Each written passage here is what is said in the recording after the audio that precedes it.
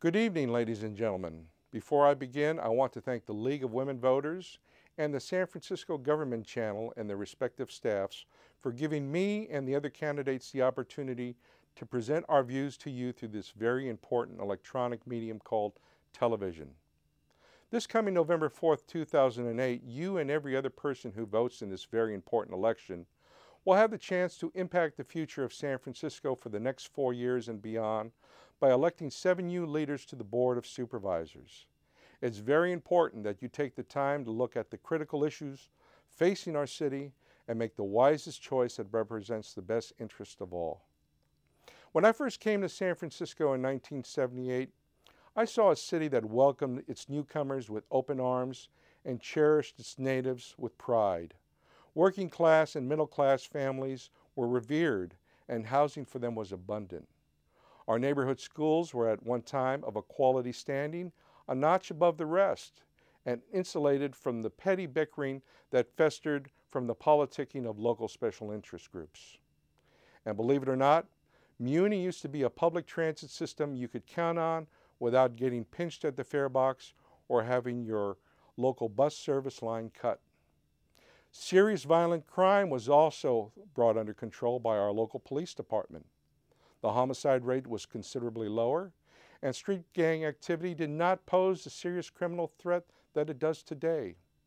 City services at one time were paid for from a balanced budget that respected the will and income of our working taxpayers while putting people to work at respectable wages and benefits.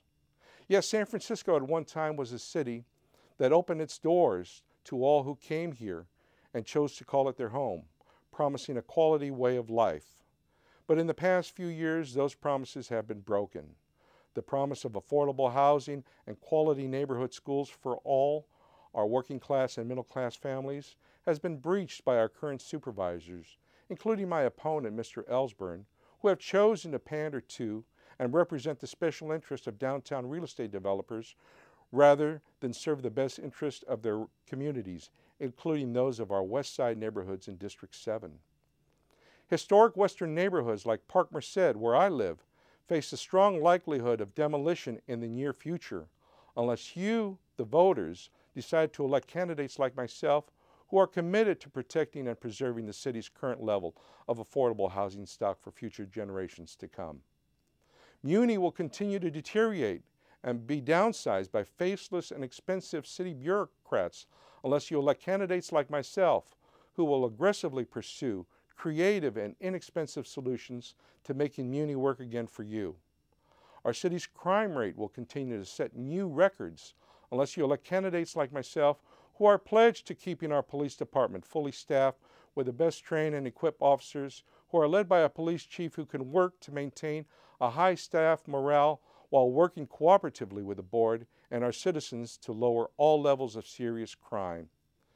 Our dependence on expensive and toxic sources of energy will go on endlessly unless you, the voter, elect eco-friendly candidates like me who will put our city on the green path to pursuing a solar-powered San Francisco for all residences and businesses by the year 2020.